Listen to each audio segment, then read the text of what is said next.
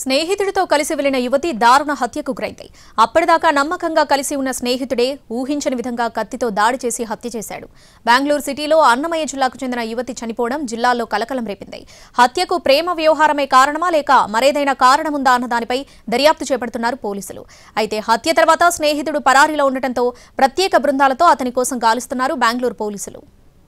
బెంగళూరులో ఉంటూ బీబీఎం చదువుతున్న ఏపీలోని అన్నమయ్య జిల్లా యువతి దారుణ హత్యకు గురయ్యింది. నగరంలోని మాదనాయకనహళ్లి పోలీస్ స్టేషన్ పరిధిలో ఈ మర్డర్ జరిగింది. బెంగళూరులోని ఆచార్య కళాశాలలో బీబీఏ డిగ్రీ 4వ సంవత్సరం చదువుతున్న దేవిశ్రీ రామసముద్రం మండలం బిక్కింవారిపల్లెకు చెందిన రెడ్డెప్ప జగదాంబ దంపతుల కుమార్తె. కళాశాలలో చదువుతూ అక్కడే ఓ అద్దె గదిలో ఉంటుంది. ఆమెకు సన్నిహితుడైన చిత్తూరు జిల్లా చౌడేపల్లి మండలం పెద్దకొండమర్రికి చెందిన ప్రేమవర్ధన్ అనే యువకుడి కోసం ఆదివారం ఉదయం దేవిశ్రీ తన స్నేహితురాలి రూమ్కి వెళ్లింది. ఏం జరిగిందో ఏమో కానీ అక్కడి ఆమెను ప్రేమవర్ధన్ కత్తితో పొడిచి హత్య చేసి పరారయ్యాడు. ఎంతసేపటికి తలుపులు తీయకపోవడంతో స్థానికులు అనుమానంతో తెరిచి చూడగా యువతి శవం కనిపించింది.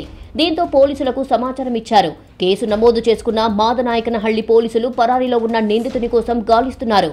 ఆదివారం 11 గంటలకు స్నేహితురాలి రూమ్కి వెళ్తున్నట్లుగా చెప్పి వెళ్లిందని దేవిశ్రీ పెద్దమ్మ తెలిపింది.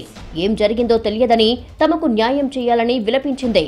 దేవిశ్రీ ప్రేమవర్ధన్ ప్రేమికులని అనుమానాలు ఉన్నాయి. ఎందుకు హత్య చేశాడు అనేది నిందితుడు దొరికితే గానీ తెలియదని పోలీసులు చెబుతున్నారు. అయితే ఆమె స్నేహితులు మాత్రం కాలేజీలో తనను ఆ యువకుడు ర్యాగింగ్ చేస్తున్నాడని దేవిశ్రీ చెప్పేదన్నారు. 3 నెలల క్రితమే తెలిపిందని, కళాశాల వారికి సమాచారం ఇచ్చినా పట్టించుకోలేదని చెప్పారు. 3 నెలల్లో కాలేజీ అయిపోతుందని ఇటీవలే చెప్పిందని, అంతలోనే ఘోరం జరిగిందని ఆవేదన వ్యక్తం చేస్తున్నారు. అయితే ప్రేమవర్ధన్ ఏమయ్యాడు, యువతిని ఎందుకు చంపాల్సి వచ్చింది అనే దానిపై మాత్రం ఇప్పటి వరకు పోలీసులు కూడా ఓ క్లారిటీ ఇవ్వడం లేదు. యువతి స్నేహితులు మాత్రం ప్రేమ వ్యవహారమే హత్యకు దారితీసింది అంటూ చెబుతున్నారు. పరారీలో ఉన్న ప్రేమవర్ధన్ కోసం గాలిస్తున్నారు పోలీసులు.